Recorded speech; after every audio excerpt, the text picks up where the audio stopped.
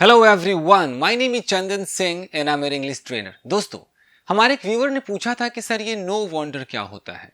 अगर no wonder के बाद कोई सेंटेंस हो, इसका क्या मतलब होता है। तो एक छोटा सा वीडियो है, आइए देखते हैं दोस्तों। गाइज, नो वंडर हम ये तब इस्तेमाल करते हैं गाइज जब कोई कुछ ऐसी घटना हो जाए जिस पर हम सरप्राइज नहीं है, हम चकित नहीं है।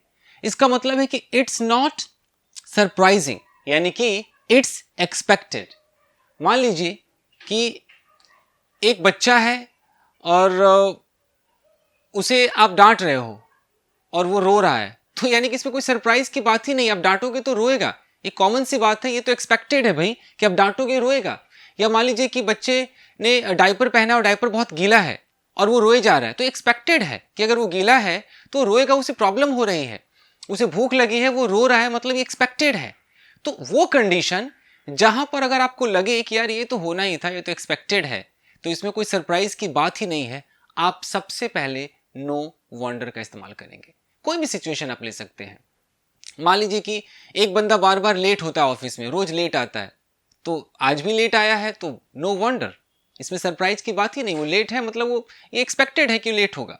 तो इसका जो स्ट्रक्चर है वो कैसे होगा दोस्तों, आप सबसे पहले नो वंडर लगाइए और नो वंडर के बाद कोई भी आप एक सेंटेंस, जो आपके मन में सेंटेंस है, जिस भी टेंस में वो है, उस सेंटेंस को आप यहां पर लगाइए। और अधिकतर यही यूज होता है। अगर आप चाहें तो इसे इट्स भी कर सकते हैं कि इट्स नो वंडर, और दैट लगाकर अगला एक सेंटेंस बोल सकते हैं कि it's no wonder that the baby is crying. आप ऐसे भी कर सकते हैं, बट ज्यादातर लोग इस तरीके से बोलते हैं, शॉर्ट में थोड़ा सा दिखता है, अट्रैक्टिव दिखता है। तो देखिए कैसे होगा। यहां पर कुछ सेंटेंसेस है, समझिएगा इसे।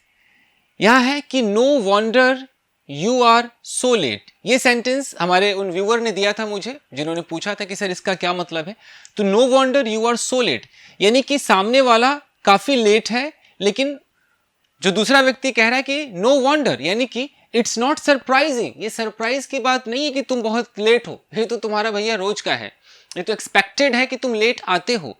तो वहां पर बंदे ने बोला no wonder you are so late. वो ऐसे भी कह सकता था कि it's no wonder that you are so late, दोनों ही सही है दोस्तों। तो no wonder, it's not surprising, it's expected. एक और देखिए, no wonder you are excited, यानी कि आप बहुत ज्यादा एक्साइटेड हैं। तो जरूर ऐसी कोई बात हुई होगी जिस पर आप एक्साइटेड हैं। मान लीजिए, या आपने पहली बार किसी चीज को अचीव किया होगा, आप एक्साइटेड है, तो बंदा कह रहा है ये एक्सपेक्टेड है यार, फर्स्ट टाइम में ऐसा ही होता है, लोग एक्साइटेड होते हैं। No wonder that person is excited.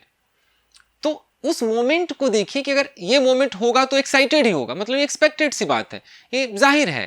तो नो वंडर का इस्तेमाल कीजिए। No wonder she is hungry.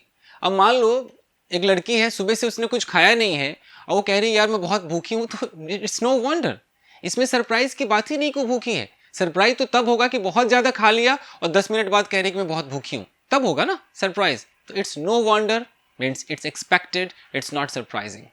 एक और देखते हैं, no wonder baby is crying. वही बात है कि बच्चा रो रहा है, तो इसमें सरप्राइज की बात नहीं, कुछ तो ऐसा हुआ होगा क्यों रो रहा है, वो तो रो रहा ही है उसे भाई, नो वंडर।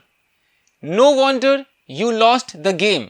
आप कोई गेम खेल रहे थे, कोई मैच खेल रहे थे, आपने लूज कर दिया, आप हार गए और आप एक अच्छे खिलाड़ी नहीं हो, तो सामने वाला कह रहा है no wonder you lost the match, ये तो एक्सपेक्टेड था, तुम अच्छे खिलाड़ी तो हो ही नहीं।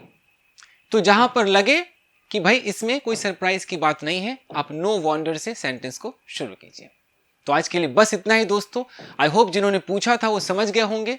तो मिलते हैं अगले वीडियो में। Till then take care, keep practising and have fun. अगर आप चाहें तो इसका एक स्क्रीनशॉट ले सकते हैं फ्रेंड्स। Thank you guys.